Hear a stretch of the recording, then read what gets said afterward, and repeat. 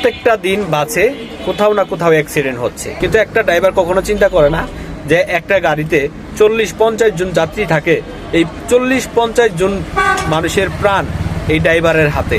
তারপরেও এই ড্রাইভার এমনভাবে গাড়ি চালাবে তাড়াতাড়ি যাওয়ার জন্য, ওভারটেক করার কারণে অ্যাক্সিডেন্টটা বেশি হচ্ছে।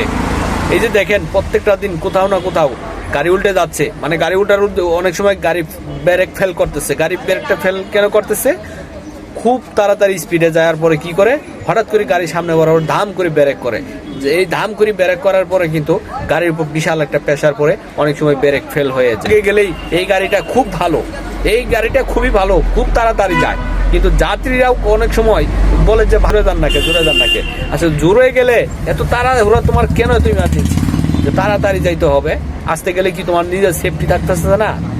অনেক সময় কিন্তু আমরা ড্রাইভারদেরকেও বেশি দোষী, যে ড্রাইভার জোরে চলায় না, জোরে চলায় না। ড্রাইভার জোরে কিভাবে চলাবে?